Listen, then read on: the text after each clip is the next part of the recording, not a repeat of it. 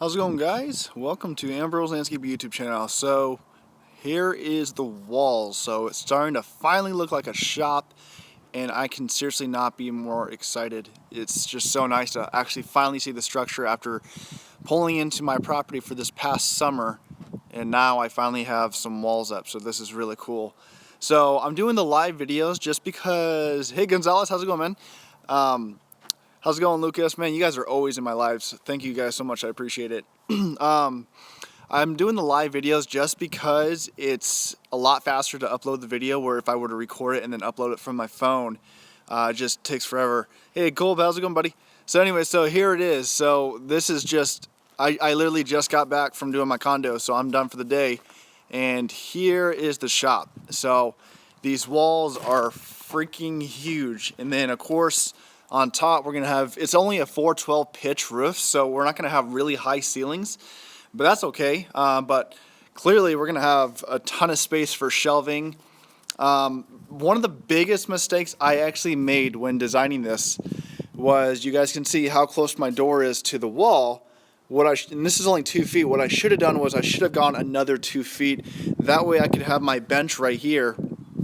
I'll answer any questions at the end, guys, so I just wanted to show you the shop real quick. So yeah, what I should have done was 2 more feet, but I didn't do that. So what I'm going to do instead is have my workbench in the back, and then possibly even throw a bench on some wheels. That way I can kind of move it around. But anyway, so yeah, this is it. So trusses are coming tomorrow, so we'll get that all done. And then Friday we should have them setting the trusses. Let me go ahead and get out of here real quick. They're going to be setting the trusses to Friday, and then the sheeting should all be done by I think it's next Monday is the plan, and then hopefully that next weekend I'm going to be doing all the roofing and starting the siding and everything like that. So anyways, yeah, I'm really excited about this. So this is finally really cool. So anyways, now because the lumber people beginning sent me all the wrong lumber, now I have to take all this lumber. Luckily I'll throw it in my dump trailer, and then I gotta head like an hour and a half away, hour and a half away, in order to get it all delivered to them, so they don't charge me a restocking fee, which really sucks. But oh well, I already gotta head down that way. I'm actually going to be buying one of those debris vacuums that kind of, it's not a leaf vac, but it's supposed to meant for picking up all kind of debris. I'm going to be looking at, actually not looking, I'm actually going to be buying one. I decided to buy a billy goat, so I'll do a video on that once I get it. Hopefully I'll get down there this weekend. We'll see how it goes. So let me go ahead and answer some questions. Are you putting house wrap on? Yeah, we're going to put house wrap, and then for the siding we're using this hardy board. Really expensive crap. It's like fiberglass and cement or something like that. Hopefully the wind's not too bad.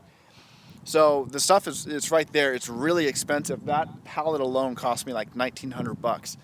So it's really expensive, but it looks really good. And so we decided to do that. Let me go ahead and is it going to be heated? What about the electrical being run into it? So that was from Steve Sting 516, whatever. So I haven't decided on how I'm going to heat it yet. We will be insulating it and then sheetrocking it. I wasn't planning on doing that, but we decided just to go all out on the shop. Not all out, but at least get it so it's a decent shop, especially since we're going into this winter. That way I have a good shop. Yeah, I'm still working solo lawn, dude. Sadly, I am. There's no point of hiring someone since we're already going towards the end of the year, and there's really no point of hiring someone right now. So hopefully next year we'll find someone good. But as of right now, we're planning on sheetrocking it, insulating it.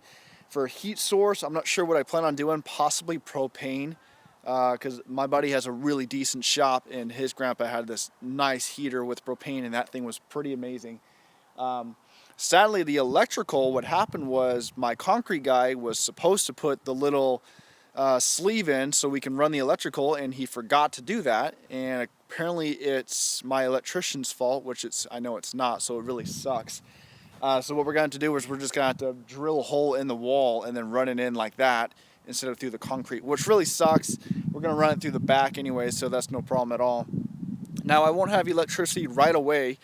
At the front of my property, way up there, that is where my power box is. And what we didn't want to do was we did not want to run a trench for power all the way to the shop and then run it to the house.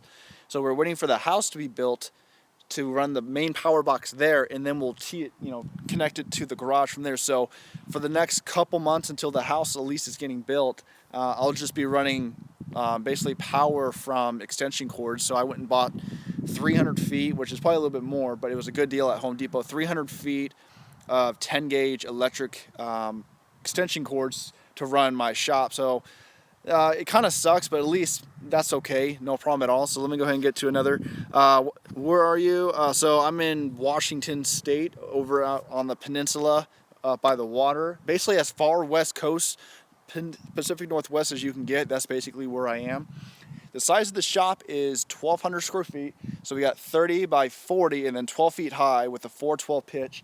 And then we were going to go a 20-foot curtain of concrete out in front, but I decided to go 40 feet now. That way my truck and trailer can actually fit on it, because if we go 20, that's just not long enough.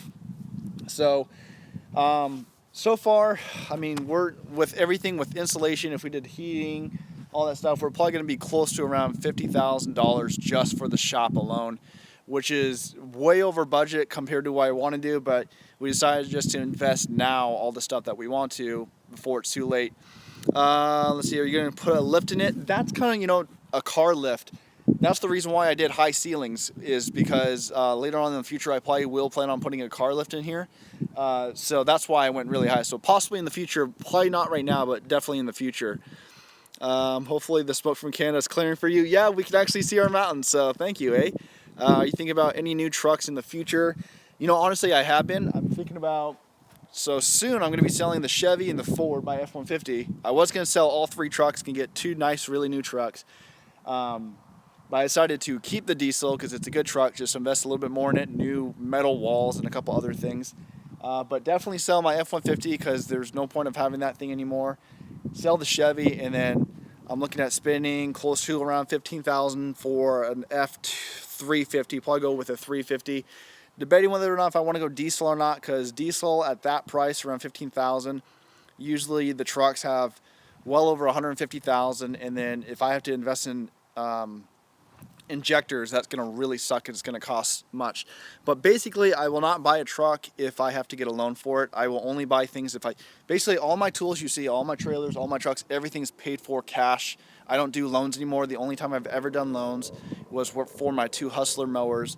My wife and I are trying to go completely the debt system, so we're not doing that stuff anymore. I'm going to get in my shop just because the wind's picking up. So I'm not looking at spending $30,000, $50,000, whatever, for a truck. I'm just, like I said, if I pay cash for it, I'm good to go. Definitely it's going to be red, that's for sure. Let's see if there's anything else. Hello to everyone that said hello. Oh, you guys are building a shop too. Okay, cool. Trying to find at least 2 or 3 guys that for sure answered that. What type of mower should you buy for $17,000? I cut a lot of people's grass and make it a lot. Man, for $17,000, that's a really good. That's a really good budget, man. To be honest, it just depends on what kind of properties. I've been so happy with my walkers. They're not made for everyone. They're not meant for everyone. I would not go Hustler anymore. I'm pretty disappointed with the way Hustler's going, just because their stuff's getting just crap. Some of the top brands is Skag, Exmark. I think that's kind of it. I mean, there's a couple other ones. So what's your plan for the company in the future? Great question. I'm actually going to be rebranding this next year. So instead of focusing on residential, commercial, condos, landscaping install, everything, what we are actually doing is this next year I'm rebranding my whole business to strictly commercial accounts and condo associations.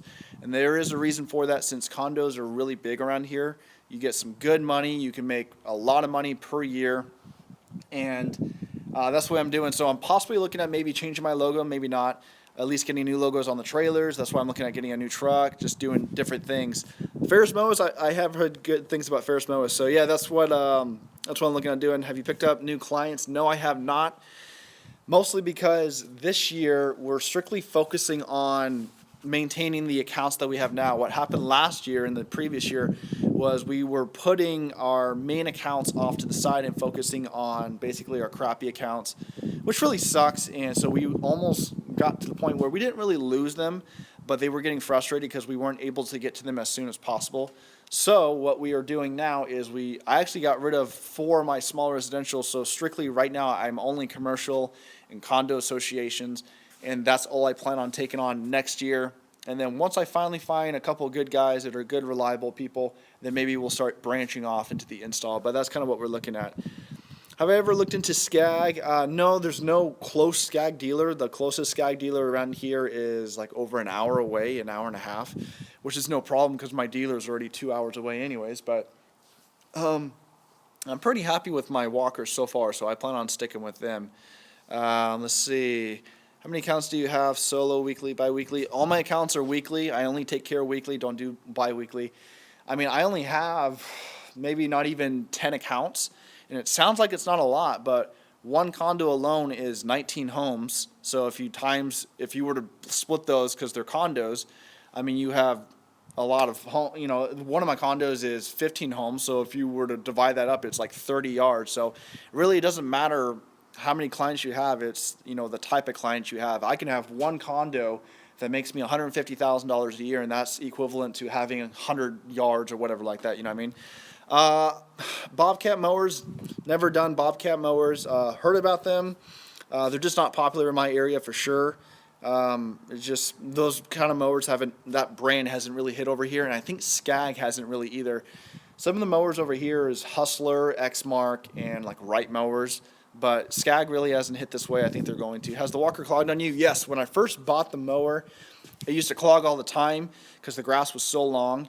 But it hasn't clogged on me in quite a while. It's actually doing pretty good. So I don't have. That's one thing that people were saying was walker mowers tend to clog quite a bit, but I haven't had that. Plus, we've had a really dry summer, so. If you don't mind me asking, how much did you get your walker mowers for? Both of them I got for $9,500.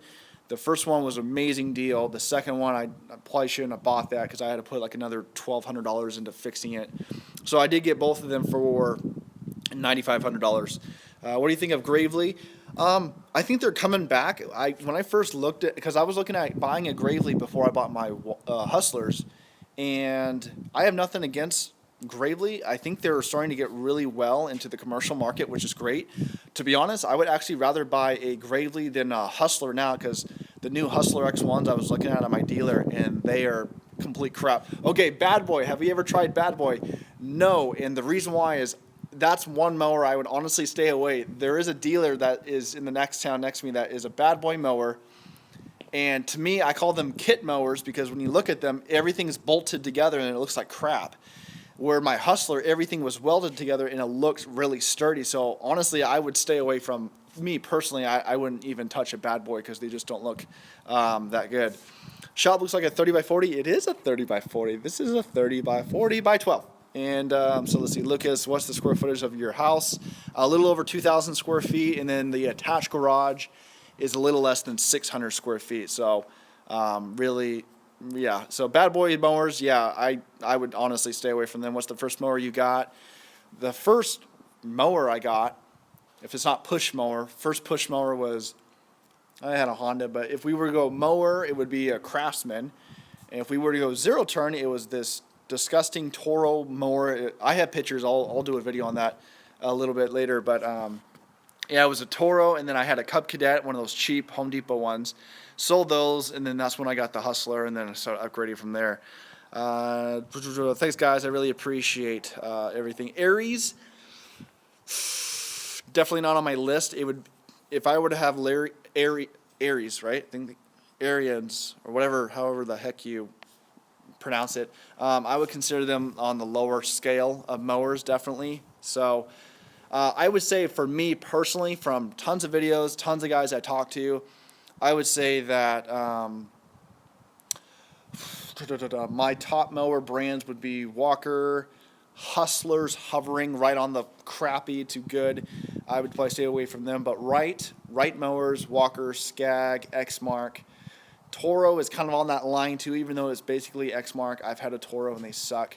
And maybe a couple other ones, but so far those are the ones I like. Should I sell my 36 and get a 30-inch Exmark? I don't know, depends on how good your 36-inch mower is. If it's well maintained and runs great, then keep it. I don't like the 30s. You guys probably seen my videos. I would never buy a 30 in the next few years unless they changed a lot of the internal stuff. So far, I'm not really too, yeah, I wouldn't buy a 30, me personally, unless you want to keep up on the maintenance. So have you ever tried an electric mower? I have, and it sucks, dude. That's how I first started out, was partially electric. All right, guys, how's it going? So my phone died right in the middle of talking. I didn't realize that. So sorry for just like completely abrupting you guys, but I'm just gonna go ahead and I'm gonna go ahead and end it right now. So hopefully you guys enjoyed this video. I will let you guys know tomorrow, or probably not. I'll do a video Friday or later this weekend once we get the trusses up, and that way you guys can see that. So thanks so much for everyone that tuned in. I will be sure to see you guys soon. All right, take care, bye. Stop. Okay.